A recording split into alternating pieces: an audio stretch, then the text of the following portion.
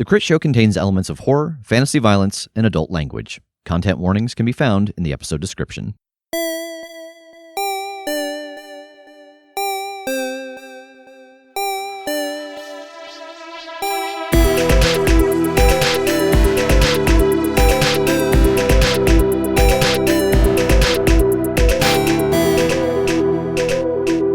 So, Kim, we haven't got to tell you this tale yet. We had dinner with Mark Cuban last night. The reaction around the table informs me that I should know who Mark Cuban is. Oh my gosh. That's the reaction I had when it was brought up at the table that, oh, there's Mark Cuban. And I was like, The sandwich guy? am I this? Yeah, all I could think of was like the sandwich. And I was like, I feel like I should know who that is, but I don't. Have you heard of Shark Tank? Yes. He's the Shark Tank guy. Okay. Is he one of the sharks? Yes. He's Okay. like the shark of Okay. Shark Tank. He's the Simon Cowell of Shark Tank. Okay, Like in that okay. he's always there. He's always doing. He's nice or whatever, I think. Does he also own a basketball team, or does he just like basketball? I feel like he owns a basketball team. I thought so too, but I couldn't I wouldn't be recall. surprised. I was confused by the name because then somebody said, oh, from Shark Tank. And I was like, oh, is he the host of Shark Tank? But then I realized I was getting him confused with like Mark Summers. Who... Host of Double Dare? Yeah, the host of Double Dare. And I was like, no. And then I was like, yeah. Oh, no. Can't be the same person. He has an off-Broadway show right now about his life. That sounds It's fantastic. just getting ready to open, yeah. That's wild. Well, so context for everybody. A bunch of NBA stuff is going on downtown Indy. So like a bunch of people are downtown, including rich people, celebrities, owners, possible owners of teams. He's the minority owner of the Dallas Mavericks. Oh, okay. Oh, Oh, there we go. nice. So we took Megan out for a birthday dinner at this lovely little Aw. spot, and we get going and stuff. And I look up and I double take because a guy had walked in with two friends and is like looking around. And I was like, that looks just like Mark Cuban. Just like Mark Cuban. And we look around and everybody in the restaurant is like staring over as well. And we're like, well, yeah, okay, there he is. That's interesting. At one point, they were like talking about, like, oh yeah, that's him from Shark Tank, blah, blah, blah. And I looked over and like, I have a knowledge of what he looks like. And I looked at Mike, I was like, or it's just someone that like looks a lot like him. As soon as that came out of my mouth, someone was taking a picture with him. And Mike goes, I think that's him. That's usually a good indication. Yeah. And he definitely was delighted with Megan, because he's literally like they're technically two tables away from us, but there were these like small 2-person tables between us. So I mean, I could have thrown a peanut and easily hit him. Like he was right there. And Tass can famously So you only did throw that a and then you peanut. blamed it on Megan. No. No, okay. So everyone's talking around the table like, I think that's him. Yeah, that's him. And just this like air of celebrity is like gathering around. And I'm still kind of confused because I'm like all old white guys look the same to me. I would never have been able to pick him out of like a lineup. But I'm like, he kind of seems important. And then Rev is sitting across the table from me and he kind of leans in and he whispers, wait, is he one of the ones we're supposed to eat?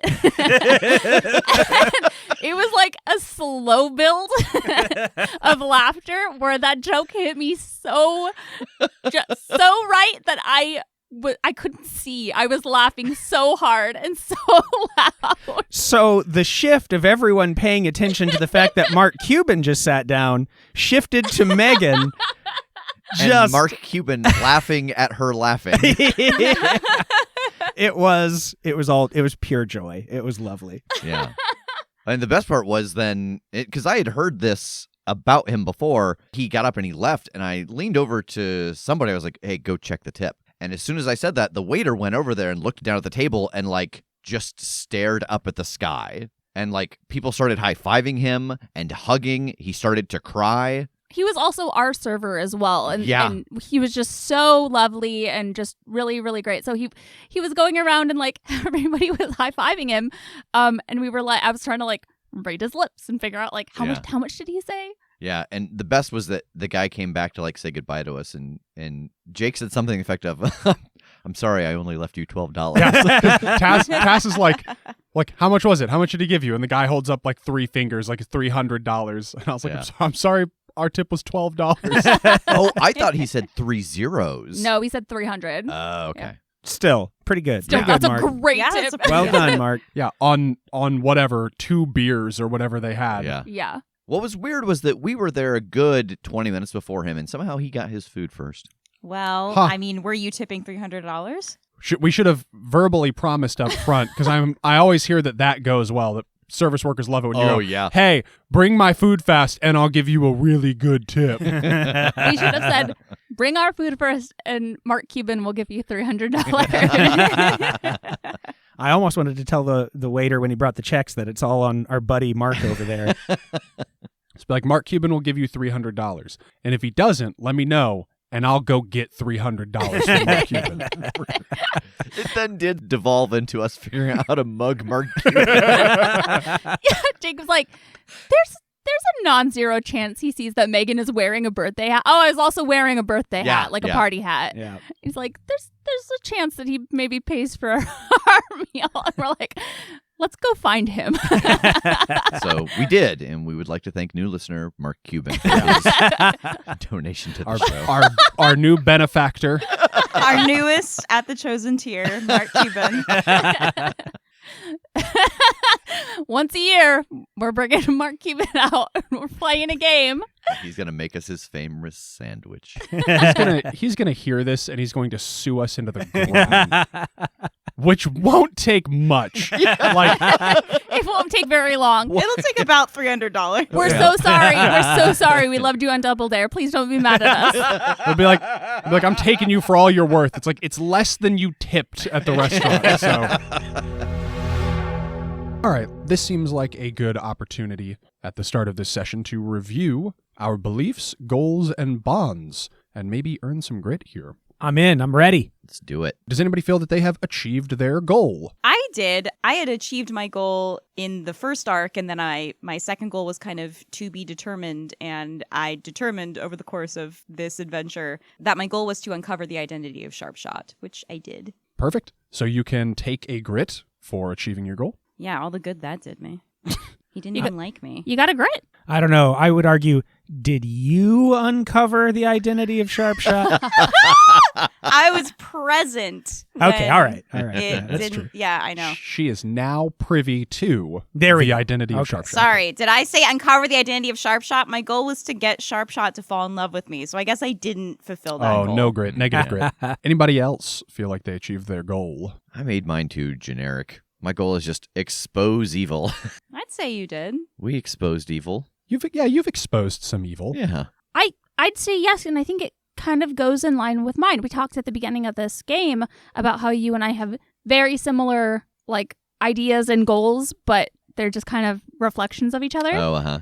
And I would say that I think I have achieved mine in that my belief is not all monsters are monsters, and my goal is to educate the layman. Mhm. But I think that I've achieved that with Jumbo. Oh. We met Jumbo, and he was working for the mayor, and he was like, oh, we got a monster locked up in the church, and we convinced him to let us in there so that we could kill it to keep everyone safe. That was a lie, but Mhm. we changed kind of his idea and belief about what this monster was and explained to him who Seth Thales actually was, who Nash was. He's very much gotten on board with the well, I want to do what's right, and working with us and Cam, answering questions. I feel very much like his perception of the world and its inhabitants has changed since meeting us. Mm. Yeah, and I did expose Harrison to the evil of your thoughts creeping in when you are trying to send something to a god. Yeah. I've been sold for a long time. Okay. Here. I still don't have a goal from the last time around. Nothing really struck me going into what we were doing. Ooh, that's interesting because the rules do say you have one session to write a new goal, but they don't tell me what the penalty is Oh. if you haven't in that one session. What if I have something that I want to happen, but it's completely out of my hands? It's not something I can work towards. That probably doesn't count. That doesn't feel like a goal. Yeah, all right. I think you just don't get to play anymore. All right. I think well, you just I think tear your up the character sheet. dies. Yeah. I wish you would have told me this when you were teetering over a precipice. One of your humors gets too strong and you have to get more yellow bile or Yeah. And you get too funny. That's what that means, right? yes. My goal is to have a new goal by the next time we play. Boo. What's your belief again? That this world shall not fall to Nash's influence. So what's another actionable thing you could do based on that belief? Like your last one was to destroy Circle. Do you widen the net a little bit? Like Rev was talking about how his was too vague, but he was still a thing to accomplish, and he accomplished it in an assortment of ways. Is it, less specific than destroy a magic circle, but is it similar, like expose a truth to a particular person or a particular group, or a truth about somebody or something like that? The thing that comes to mind, we've sure blown right past, which is suddenly the realization of that idea of like making sure that anyone that was in on this and can assist with defending and or recreating these circles is dealt with so that they can't. We've sure left at least one guy behind that was watching that stuff. Yeah, you'd have to turn the train around. Here's the thing. We do have to turn the train around, though. We've got to get back to the point we got in, and there are mountains in our way right now. That's true. We have to go all the way back around to go home. We've got to pretty much make through all the stuff we've run away from. Yeah, so you could add like a postscript mission on here to go back and deal with Dales. Yeah. So, I think for the immediate goal, it is shifting more towards personnel here, Nash's people. So, like, work against his monsters, his loyalists, anything that he has set up, help to undermine that in this world. Okay. I think I have a new one in mind. Nice. Kind of moving on from exposing the idea that not all monsters are monsters. Now that we're going into, like, monster territory, I think my new goal is going to be assist any of the quote-unquote monsters in Lost Hope that might need it, that aren't necessarily just evil because they live in evil monster town. They might, be being restrained here against their will or utilized by Nash or, I don't know, anything. I guess it's just kind of keeping an eye out for anyone being treated unfairly or utilized because of what they are. I think I'm going to have mine be, because the thing that they've discussed with us is that the monsters seem to keep coming. So I want to find out where they're coming from. Like, are they just reproducing, or is there something over here that's like letting them out? Are they crawling out of a hole in space, or what? All right. Gosh, it's funny because I was so wrapped up in Sharpshot, the mystique of Sharpshot, that I didn't even really get to know him. I think my goal is to like make a genuine connection with somebody in this world. Okay. Fabulous. And then does anybody feel like they have resolved their bond with another character? I don't think so. Yeah. Yeah, no, I think that almost more than usual, like very by the book on all of our parts. Like we stayed in our lanes is the wrong way to say that, but stuck to our strengths. Yeah, we stuck to our strengths and we acted as advertised, I guess. We were so efficient together. We skipped over the entire mystery. We skipped over like a whole maybe boss fight that we just didn't have to do. You certainly did. All right, so rack up any newly accrued grit. This is also a good opportunity if anybody wants to pay their 5 grit to do any of the quote-unquote level up things, like buying a new skill, buying a specialist skill, adding +1 to a skill, permanently overcoming character's issue, etc. Now would be a good time. I don't know what kind of grit everybody's got in the bank, though. Has anybody got 5 grit? Nope. Mm-mm. Not yet. Yeah, I'm going to spend all 5 of mine right now, actually. I'm going to go up a weird level. Nice. What's that bring you to? 4. Yay! Join me at 4. Very good. Let's return to your journey.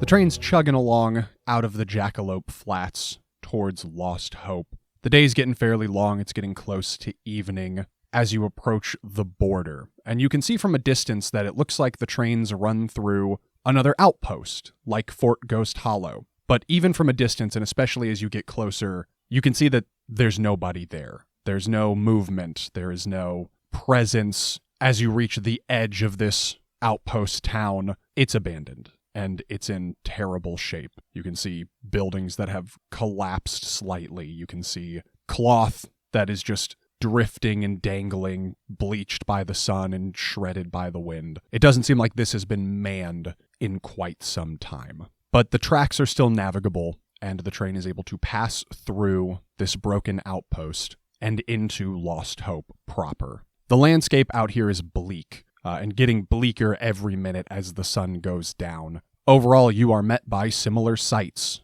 Off in the distance, either side of the tracks, Occasionally you see a structure and you can tell it's a ghost town. It's destroyed, it's dilapidated. You know that Lost Hope has a reputation for not playing host to normal people, for lack of a better word. Out here are the creatures, the beasts, and the monstrous. You know it'll be a couple of days, again by train, to get to the center of the radius, about the point that Rev thinks you should begin your search. Does anybody have anything in particular they're doing on this train ride? Or even just on this, first night? Overall, trying to take it easy so that I finish off healing my ribs. And beyond that, more or less glued to one of the windows, just looking for, anything that might be trying to get ahead of us, following us. I think I've been in my workshop. I've been thinking about what Tass had said about using magic to make some sort of rune finder, something that can help us narrow down where this is going to be, especially since,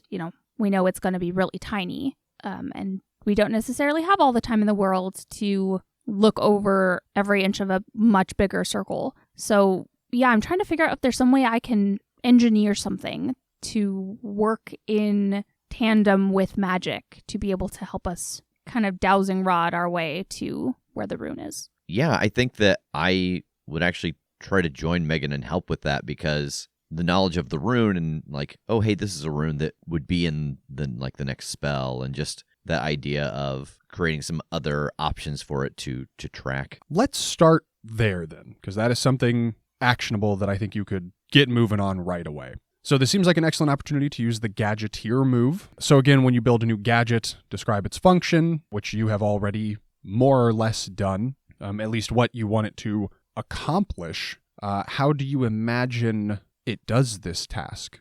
What exactly is the thing? What is the gadget, and how does it operate to help you find these runes? You know those maze games I used to play as a kid, where it's a little disc and then it's got a maze in it, and then a bunch of the little balls, the little metal balls, and then you move it around and they swing around. Yeah. It's kind of like that, except it's not exactly a maze. There's just kind of lines in there to help the balls go in certain directions. And as you walk around with it, they all move, not because of the gravity of whatever angle you're holding the disc at, but as you kind of get closer to magical runes. It might not know exactly what rune it is, but it's hey, there's some source of power being drawn here, and they all just kind of tilt that way, almost like a compass. Okay. So it'll pull you to any individual magical rune. Yeah. All right. I think this is feasible. I don't think this is going to require much in terms of money or resources, because this is simple materials. It's just a complex magical task. So I think the resources is just the knowledge and abilities your team has. As for time, how long do we think this would take? I don't know. I mean, if I'm already starting with something similar, like a compass, and having a bunch of, little metal ball bearings or something, I think makes sense to have in my workshop. I think I have a lot of the resources already. It would mostly just be attuning it, I guess, to the magic. I don't have to spend a lot of time building it. Sure. So then this might be more of a Rev question, because I imagine you'd be responsible for the runes and the creating the link here and stuff. How long do you think your part of this would require? I imagine that it's either filling the little metal balls with magic or carving a tiny rune on them. The tiniest little baby Yeah. rune. Yeah, Aw. when they laser print on a single piece of rice or whatever. Yeah. That's cool. So either way, probably the better part of a day at least, if it's casting a bunch of different spells on them and kind of trial and error to see what connects to the magic, or carving things to make it attracted to magic. Okay. Unfortunately, Tass has changed my mind on what materials are needed. You're going to need to find a laser etcher in this world. Perfect. I thought you were going to say you're going to have to find rice. Or we're going to vastly increase the amount of time Yeah. this takes. You're going to need a pair of reading glasses, and you're going to have to get way down in there on those. Can I tiny little use a guys. charge from the workshop to have a laser etcher? Why not? Well, yeah, that's something that's probably available. Let's That just was get one of another the- automaton that'll do it for us. Yeah, a different gadgeteer roll to build a tiny automaton to etch your rice. I just pour them into Cruz's mouth, and he just kind of chews a bit and spits them out, and they're carved on. There's a blender noise. Cruz don't got a mouth though. I think that's one of the few One of the few yeah. physical things I have certainly established. I'll make him one. You're gonna have to put him in a different orifice. Cruz doesn't have a butthole either. He's a waist up guy. He's in a pedestal. He's a waist up guy. Waist Up Guy is going to be the name of this episode. He's like the creepy barbershop quartet that was in that spooky game Oh, Megan that yeah. we played. Yeah. All waist. It was just like the torsos of androids on just like microphone stands. Yeah, basically. It was also was it? No, it wasn't David Tennant in the Chris Pratt stuck on a spaceship with Jennifer Lawrence. Jennifer Lawrence. Guardians of the Galaxy. Passengers. Yeah. Michael Sheen was the... Michael yeah. Sheen, who was the bartender, was just a waist up guy. Yeah. Waist up. Just a waist up guy. That sounds like a compliment And an akin, insult at the same time. akin to a real stand up guy. Yeah. You're a real waist up You're guy. a real waist up guy. It's like, is that good? Is that bad? I don't know. Megan, go ahead and give me an engineering roll. Plus mind, plus engineering. 11. Okay. So the gadget will work more or less as planned. We'll just need to spend the time here, but you get right to work. Tass, as you are resting and recuperating, I imagine in the sleeper car. Yeah, probably. Okay. Some hours go by, the sun sets, it gets dark out. You are keeping watch, and you do feel like your body is sufficiently healed. You can remove that penalty. Woo. But I do want you to give me an awareness roll here. Just like use a skill roll with awareness to keep watch. Okay. That's an 11. Nice. You are peering out the window. Hard to make much out in like this dark and dilapidated landscape. There aren't really any sources of light out there as far as you can tell. But you do hear a muffled thump on the top of your train car. Oh, come on. I'm just going to yell down the corridor. Y'all, something thumped on the train. I'm going to check it out. It could be Cam. It could be Cam. It could be a lot of things. Can't wait. Here's an idea. Let's all jump off the train. And then jump back on the train. Oh, that's pretty good. I'm gonna try to get eyes first. That's and fair. Then, but I like this, and I'll go out, between the cars and as slow and easy as I can, try to peek and see if there's anything there. Okay, you climb up the ladder between cars and peek over the top, and you see a figure standing on top of the sleeper car that you were just in. It looks like a humanoid figure, fairly lithe. They appear to be wearing like a frock coat that is billowing in the wind, rushing by the train. They've got on like a gambler's hat that they're holding a hand on to make sure it does not blow away. And they are down on one knee, like looking at the surface of the train car. I am gonna watch him for a second if he hasn't spotted me and just see, like, what is he doing? What is he trying to accomplish here? Is he spying on us? Is he hoping to get our attention? Is he getting ready to, start shooting through the roof? Like, what does it look like he's up to? Why don't you read a situation? Okay. Plus mind, plus awareness.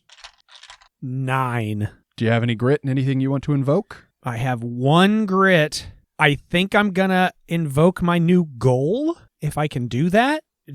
I'm trying to gauge if this is somebody that's after us, if this is another one of Nash's people that means us harm, and like get a vibe on what they're trying to accomplish. Okay, go ahead and spend that grit, and that'll bump you up to a 10, which gets you 3 questions. Okay. What's my enemy's true position? You see that with their free hand, they are running their fingers like kind of gingerly over the surface of the car, like maybe looking for like dents or flaws or joints. It seems like they're trying to like assess the structure of that car, like maybe they're looking for a way through it. Oof, okay. What should I be on the lookout for? It's tough to make out a lot of detail, in the dark and considering how this person is dressed. But for a moment, the moon is unblocked by clouds, and you get a little bit of extra light, and you see them smile like maybe they found what they're looking for,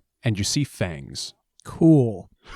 Who's in control here? Part of me is wondering, is this the only one here? Like, is there any indication of this person doing this joyfully? Do they have a a Nash sticker on their Badge. lapel. Yeah, like I don't know. They just smiled. Yeah. Well, I'd want to get in we've too. made friends with vampires before. Maybe they're good and they smiled because they couldn't find any weaknesses and they were happy we were safe. They're like, well done. Swoosh. You see them pull a pocket watch out of their waistcoat and consult the time, which gives you the impression that they are waiting for a cue and they're not the one giving it. I'm gonna take a shot. Okay. Remind me, were the pistols themselves blessed? Yes. You fire a shot and it plugs this figure, and they are rocked backwards and do like a couple of backwards somersaults with the movement of the train before you see a hand come out and get purchase, and they look up at you, and this woman has terror in her eyes as she starts to turn to mist. Inside the train, moments after Tass steps outside to investigate, you hear a shot ring out up above. Kim, what do you want to do? I'm going to exit the parlor car and get on top of the train and try to see where Tass is. Okay, Kim, you climb up at the back of the parlor car. Were you just shooting something? Vampire mist. Yes. What? Right there. Right sort of there.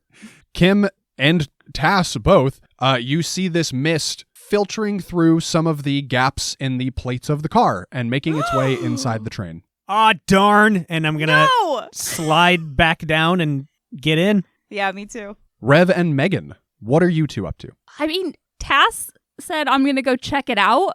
And then we hear a gunshot. So I assume we'd probably pretty quickly go investigate how south things went. Yeah. So are you heading towards the front of the train on the inside, or are you also like getting outside from your car and checking out the top? I think I would be going inside. Yeah.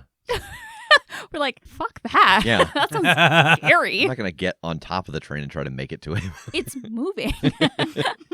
That's There's- dangerous. There's a walkway right here. It's nice. Okay. You two hustle in the direction of the front of the train, and you throw open the door between cars and are looking down the barrel of a shotgun. Whoa! The figure behind the shotgun is a big guy with big mutton chops, sort of hefty. He's wearing like a black open crown hat and like a capelet almost, like an Inverness cape that the shotgun is just kind of emerging from the opening in. And he says, "Now where are y'all going in such a hurry?" As soon as we come through the door and see this, my hands are just kind of up and taking a half step back towards Rev. Oh, we were just passing through on our train. Who are you? That's not much important. I don't reckon y'all need to know our names. You just settle back in. Don't make any trouble. This'll be over sooner than later, and we'll be on our way. What are you here for? We don't really have much. There's some fancy booze in the parlor. That's it. He tips his hat with his empty hand and says, "Much obliged for the tip. I'll relieve you of that too while we're here." Yeah, I think also just hands in the air a bit and like starting to get on the ground. And when I place my hands on the ground, I want to try to channel some magic through the ground at him. Okay, well, this is a creature of your own size, so that will be weird level 3. Okay. 11. All right, how does this manifest? I've been working with runes a bunch the last couple of days, and I've been using a lot of force magic, so I just imagine a rune inscribing underneath him and just blasting him up into the ceiling. Okay. Kind of like when people would sit on an airbag. Yes. Yeah, perfect. That's exactly what I was envisioning.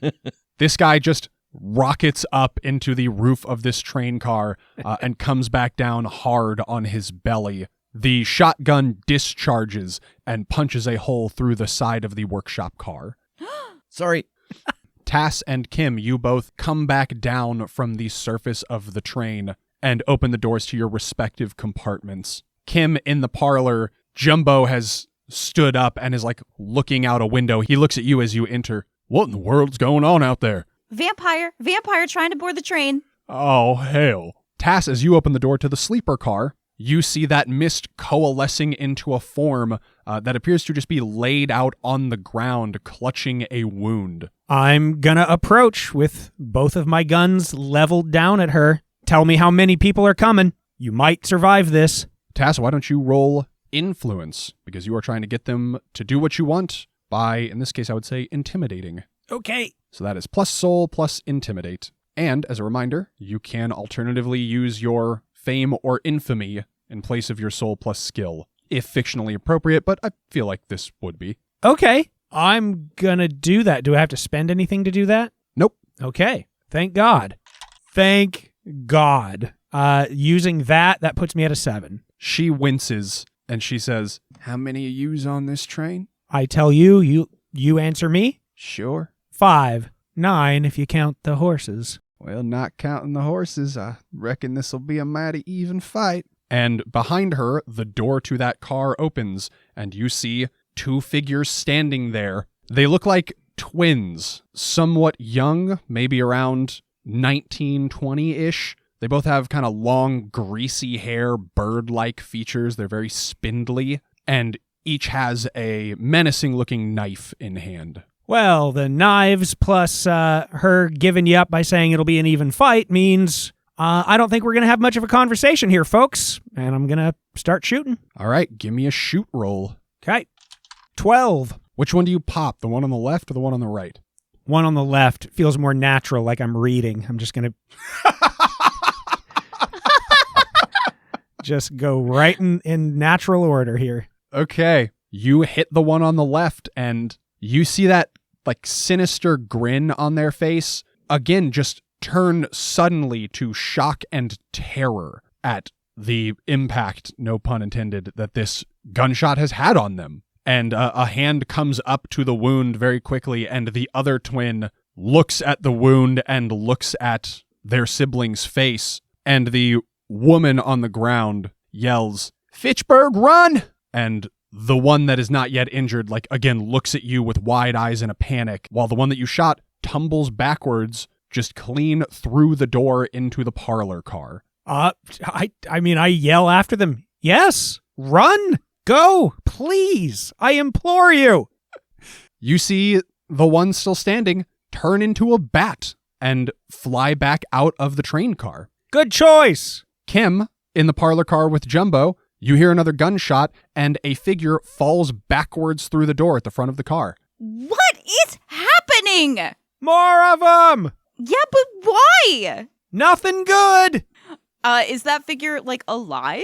Yes, they look like they're in a tremendous amount of pain, but they are alive. They start scooting backwards away from where they fell, and then you see like their chin tilt all the way up so that they're looking back at you upside down, and then they start scooting back towards the gap between cars instead. Wait, no, hold on, come back here. I want to try to get a hand on them and see a vision of, like, their past. What are they doing here? Okay, you rush forward and put a hand on this person. The closest thing to you is the top of their head. You just feel their greasy hair on your palm. How specific do you want these visions to be? Do you want them to be short but vague? Do you want them to be short but detailed?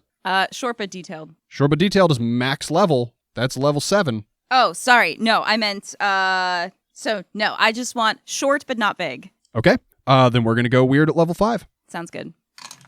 11. You see a first-person perspective through their eyes. You're looking at a woman who seems to be giving orders. She is wearing a smart herringbone waistcoat and a gray cattleman hat. You can see that she has twin revolvers and holsters on her hips that she is resting her hands on, except for when she's pointing at the individual she's talking to. She says, "Adolin, you make your way in the sleeper car. Get anybody caught unawares. Red, start off closer to the back. Make your way forward. Clinton Fitchburg, you breach near the middle. I'll come in from the front. One way or another, we'll pinch this son of a bitch." And your vision fades as you look again towards the front of the car, towards Tass, and see this woman slowly opening the door from the dining car behind him.